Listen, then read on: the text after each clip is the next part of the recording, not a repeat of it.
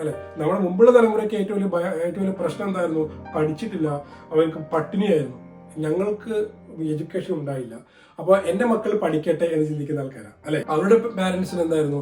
അവർക്ക് പഠിത്തമല്ല, അവർക്ക് മക്കളെ എങ്ങനെയും 3 നേരം ഭക്ഷണം കൊടുക്കാനുള്ള വക ഉണ്ടാക്കണം എന്നുള്ളതായിരുന്നു. അപ്പൊ അവർ നമ്മളെ പഠിപ്പിക്കുന്നു. ഈ പഠിക്കുന്നത് നമുക്കറിയോ എന്ത് പഠിക്കണം, എങ്ങനെ പഠിക്കണം എന്ന് ചുരുക്കം ചിലർക്കേ അറിയുള്ളൂ. ചിലർക്ക് മാത്രമേ ഒരു വിഷൻ ഉണ്ടാവുള്ളൂ. ഞാൻ വലുതായാൽ ഡോക്ടർ ആവണം, നഴ്സ് ആവണം, ടീച്ചർ ആവണം എന്നുള്ള വിഷനുള്ള വളരെ കുറഞ്ഞ പേരേ ഉണ്ടാവുള്ളൂ. മറ്റു പലരും ഒരു ഒഴുക്കിനത്തെ പോലെ പഠിക്കുന്നു. ഡിഗ്രി കഴിഞ്ഞാൽ എന്താണ്? PG വേണം, ജോലി നോക്കാം. അത് ചില ആൾക്കാർക്ക് ഡിഗ്രി കഴിയുമ്പോഴത്തേക്കും ആവശ്യമുള്ള പഠിപ്പായി, ഇനി വീട്ടിലത്തെ കാര്യങ്ങൾ നോക്കണം, വീട്ടിലോട്ടുള്ള അച്ഛനെ സഹായിക്കണം തുടങ്ങിയ കാര്യങ്ങൾക്ക് കൊണ്ട് പഠിത്തം നിർത്തി പെൺകുട്ടികൾ പലരും, എന്റെയൊക്കെ തലമുറയിലെ പെൺകുട്ടികൾ പലരും degree first year second year കല്യാണം കഴിഞ്ഞു, പഠിത്തം സ്റ്റോപ്പ് ചെയ്തു. നമ്മുടെ തലമുറയ്ക്ക് എന്തായി? എന്ത് പഠിപ്പിക്കണം എന്നൊരു ഐഡിയ കിട്ടി, അല്ലെ? ഇപ്പൊ എനിക്കറിയാം, അല്ലെങ്കിൽ നിങ്ങൾ ഈ വീഡിയോ കണ്ടുകൊണ്ടിരിക്കുന്ന നമ്മളെ സെയിം കാറ്റഗറിയിലെ ആൾക്കാർക്ക് അറിയാം, നമ്മുടെ മക്കളെ എന്ത് പഠിപ്പിക്കണം, അല്ലെ? എന്ത് പഠിപ്പിച്ചാൽ അവർക്ക് എങ്ങനെ നേടാം.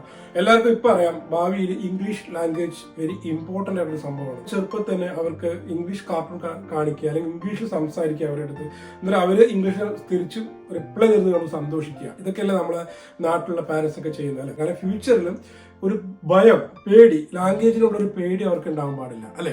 അപ്പൊ അതാണ് നമ്മൾ പ്രാക്ടീസ് ചെയ്തുകൊണ്ടിരിക്കുന്നത്. അപ്പൊ നമ്മൾ അടുത്ത തലമുറ ഇല്ല ഇംഗ്ലീഷ് ലാംഗ്വേജിൽ തോൽക്കുന്ന തലമുറയായിരിക്കും. അതിനടുത്ത തലമുറയ്ക്ക് എന്തെങ്കിലുമൊക്കെ ഒരു പ്രശ്നം ഉണ്ടാവും, നമുക്കറിയില്ല. സോ നമ്മൾ ഇങ്ങനെ പോയിക്കൊണ്ടിരിക്കും.